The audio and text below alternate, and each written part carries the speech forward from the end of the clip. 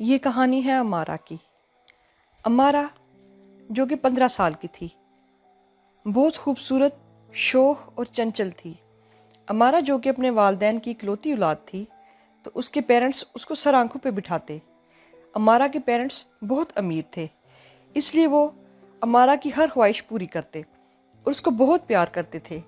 आज अमारा की बेस्ट फ्रेंड की बर्थडे थी और अमारा उसमें जाने की ज़िद कर रही थी, लेकिन अमारा के मॉम डैड कह रहे थे, बेटा बहुत लेट नाइट पार्टी है, रात बहुत देर हो जाएगी।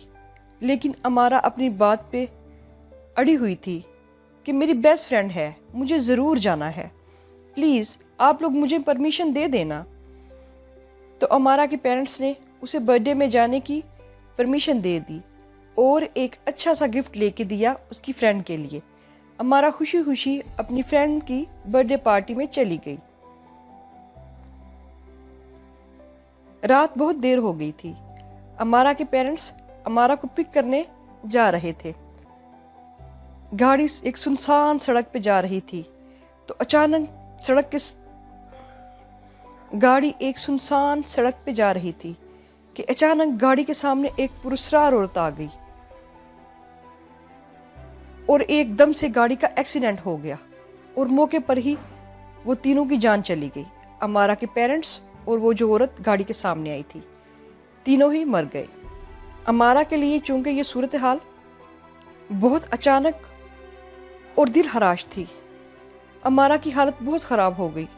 वो रो रो के अपना बुरा हाल कर रही थी। अमारा के चचा और चची जो कि दूसरे शहर में रहते थे, वो आ गए और हर तरह से अमारा की दिलजोई करने लगे।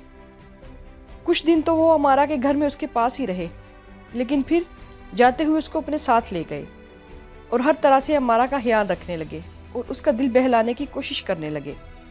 मगर एक रात जब अमारा अपने बिस्तर पे सोने के लिए लेटी हुई थी, तो जैसे उसके कानों में कोई बोल रहा था, उसको आवाजें दे रहा था, अमारा अमारा अमारा, और खिड़की को नॉक कर रहा था। अमारा डर के इधर उधर देखने लगी। बहुत हिम्मत बंधा के उसने उठ के खिड़की खोली। ओह माय गॉड, इतनी खौफनाक शक्ल वाली ये औरत थी या चड़ेल उसके सामने खड़ी थी। एकदम से अमारा की चीख निकल गई और वो बेहोश हो गई। उसकी चीख की आवाज सुन के उसके चचा और चची भागे हुए उसके पास आए और उसको उठा के अपने रूम में ले गए। क्या बात है बेटा, क्या हो गया? मैंने एक औरत या शायद चड़ेल देखी है जो मुझे आवाजें दे के बुला रही थी और मैंने विंडो खोली तो उसके बाद मुझे कुछ होश नहीं, क्या हुआ? तो उसके चचा और चची कहने लगे कि बेटा हम तो बहुत अरसे से इस घर में रह रहे हैं, लेकिन हमें कभी भी कोई ऐसी आवाज या कोई भी औरत नजर नहीं आई। और वो अमारा का दिल बहलाने लगे।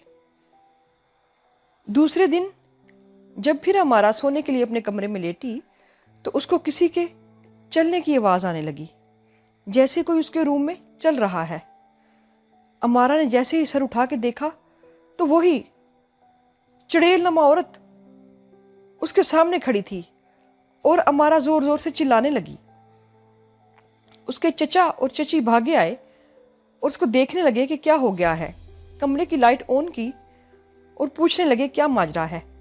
और अमारा फिर से वही बात दोहराने लगी कि मैंने एक चुड़ैल देखी है। और अमारा के चाचा और चची कहने लगे कि हम बहुत अरसे से इस घर में रह रहे हैं, ऐसी तो कोई बात भी नहीं। सुबह वो अमारा को एक साइकाइट्रिस्ट के पास ले गए। तो उसने कहा अमारा जो कि अपने माँ बाप के मरने के बाद एक शदीद सदमे से गुजर रही है, तो इसको कोई जहनी मसला है। और उसने अमारा के लिए बहुत सी दवाइयाँ लिख दी जो कि उसके चचा और चची उसको खिलाने लगे, लेकिन फिर भी अमारा की हालत ठीक नहीं हो रही थी। एक रात अचानक अमारा के चचा की तबीयत खराब हो गई और उसकी चाची को अचानक उन्हें हॉस्पिटल लेके जाना पड़ा। अमारा जो कि घर में अकेली थी, जरा सियाहट से उसकी आंख खुल जाती थी, तो गाड़ी के चलने की आवाज से उसकी आंख खुल गई और उसने देखा कि चाचा और चची कहाँ हैं। पता नहीं कहाँ चले गए हैं गाड़ी में बैठ के। और वो बहुत डर रही थी कि आज तो मैं घर में अकेली हूँ, कहीं वही डायन, वही चुड़ैल आके मुझे खा ना जाए, और आज तो मैं अकेली हूँ, आज तो वो मुझे मार ही डालेगी। मेरी दवाइयाँ किधर हैं? वो इधर उधर अपनी दवाइयाँ ढूंढने लगी। यकीनन चची के कमरे में होंगी।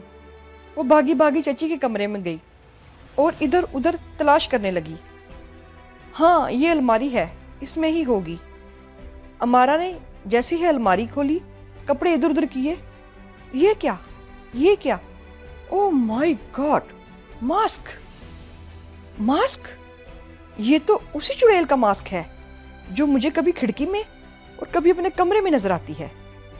और अब अमारा को थोड़ी थोड़ी बात समझ आने लगी। अमारा ने फौरन अपनी बेस्ट फ्रेंड को फोन किया और उसको सारा माजरा सुना डाला। अमारा की बेस्ट फ्रेंड, उसके अंकल एक पुलिसमैन थे और पुलिस में एक अच्छी पोस्ट पे थे। अमारा की फ्रेंड को सारी बात समझ आ गई और उसने कहा कि जब तक मैं तुम्हारे पास पहुंच ना जाऊं, तुम इस बारे में अपने चचा और चची से कोई बात नहीं करोगी। अगली ही सुबह अमारा की फ्रेंड अपने पुलिस अंकल को लेकर उनके घर पहुंच गई। पूरी तहकीक करने के बाद पता चला कि अमारा के चचा और चची ही वो मास्क पहन के अमारा को डराते थे ताकि ये इतनी खौफजदा हो जाए, इसको पागल करार दे दिया जाए, या तो ये मर जाए या इसको पागल खाने में भेज दिया जाए और अमारा के माँ बाप की जो भी जायदाद है वो सब पे कब्जा कर लें। और इस तरह अमारा ने अपनी दोस्त की मदद से अपने चचा और चची को उनके अंजाम तक पहुंचाया। अब अमारा वापस अपने घर आ गई थी। उसने अपने साथ एक मेड रख ली और पूरे कॉन्फिडेंस के साथ रहने लगी। उसको अब यकीन आ गया था कि कोई भी अपना सगा नहीं होता।